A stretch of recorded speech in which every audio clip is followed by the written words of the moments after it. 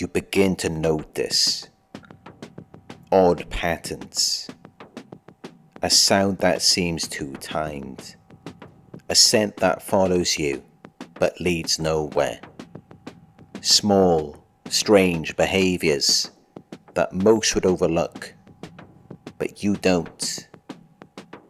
At first, you brush it off. You tell yourself it's nothing, maybe just your imagination. But it happens again and again, always just subtle enough to make you doubt yourself. And still, it feels off. Why would anyone do this? It doesn't make sense. It shouldn't. You feel paranoid or even ashamed for suspecting anything at all. But the truth is, you're not imagining it. And today, we're going to strip away the confusion. If you're going through this and need someone who understands, you don't have to go through it alone. You can book a one-on-one session with me at narcsurvivor.co.uk. Whether you need clarity, guidance, or just someone to truly listen, I'm here to support you. Now, let's dive into the first unmistakable sign. 1. Familiar faces in unfamiliar places. In life, you occasionally bump into someone you know. A coincidence, a passing moment. But with gang stalking, it becomes a pattern. You begin seeing the same face, not once, but everywhere. At the store, on the street, even in places you've never been before. It feels orchestrated, too convenient, too repetitive to be random. These are not organic encounters. They're deliberately placed. Sometimes they smile. Sometimes they pretend not to see you. But their presence is louder than their silence. You feel watched, not by strangers, but by familiar strangers. That's the difference. 2. Synchronized noise or movement. Normally, noise is chaotic. Car horns, dogs barking, a slammed door. But gang stalking noise has rhythm. A cough exactly as you pass. A car alarm the moment you open your window. A loud bang each time you try to rest or think. Even movement is choreographed. A pedestrian steps out just as you do. A motorcycle roars by every time you turn that same corner. It's not spontaneous. It's scripted. When randomness becomes routine, you start to hear the pattern beneath the noise. 3. Symbolic messaging and repetition. Repetition happens. You notice a number, a phrase, a symbol, again and again. Usually it's harmless. But here, it's targeted. You keep seeing the same image, the same gesture, the same color, the same stare, the same coded message. And you start to feel like it's for you. Not in a comforting way, but in a calculated one. It's not an accident. It's a trigger. Designed to confuse you. To make you second guess what you saw, what you heard, what you felt. Because repetition isn't just coincidence anymore. It's communication. For you alone.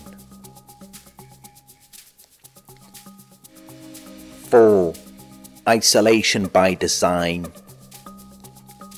Friends get busy, family gets distant. That's life. Sometimes people drift, but gang stalking isolates you with precision. People start pulling away without cause. Texts go unanswered. Plans get cancelled. You're ghosted not once but repeatedly and without reason. It's subtle sabotage. You're being discredited behind the scenes. Quiet rumours, misunderstandings, false narratives. It's not bad luck. It's a campaign. They want you alone, because when you're isolated, you're easier to dismantle, easier to break. This isn't social withdrawal. It's engineered exile. 5. A gut feeling that won't go away. We all overthink sometimes. We all get anxious. But this is different. This is a low, constant hum in your gut. A persistent knowing that something is deeply off. Not once, not occasionally, but every day. You feel watched even when no one's around. Followed, even on an empty street. Interrupted, but always just out of reach. And when you try to explain it, people don't get it. They tell you to calm down, to stop imagining things, to just let it go. But your intuition is louder than logic. Your body knows what your mind can't prove. And that's the final, unmistakable sign. But now let's go deeper. Because gang stalking isn't just about control, it's about envy. They don't just want to watch you, they want to be you. Gang stalkers aren't random. They're often deeply envious individuals, consumed by a private obsession. Not with who you truly are, but with a fantasy of you they've built in their minds. They don't see you clearly. They see a distorted image. Exaggerated, idealized, unattainable. You may not even know them, but they feel connected to you. As if your very existence is a personal attack on their self-worth. They see you as someone who moves through life with ease, someone who shines, someone who has what they never could. Confidence, peace, authenticity. And because they feel small in comparison, they try to make you feel smaller. They invert your reality. What was once effortless becomes exhausting. What was once light becomes heavy. They want to create chaos where you once had clarity. This is not random cruelty. It's weaponized envy.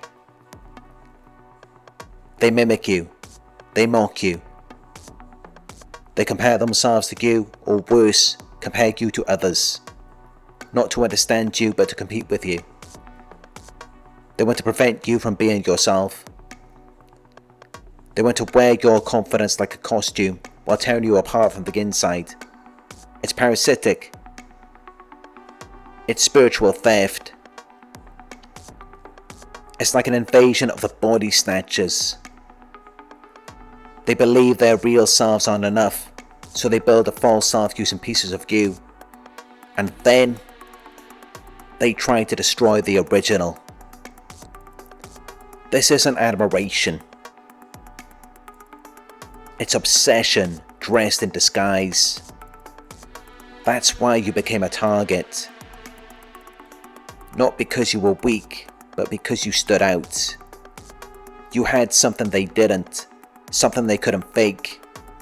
Your peace, your light, your ability to be you without apology. And they can't stand to see it. If this spoke to you, if you felt seen, understood, or validated, like the video, share it with someone who needs to hear it, subscribe and hit the notification bell so you don't miss what comes next.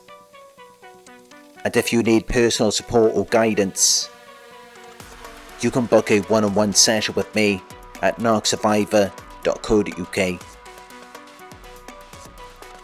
Donations to support the channel are always appreciated. You'll find the link in the description. Remember, you're not imagining it.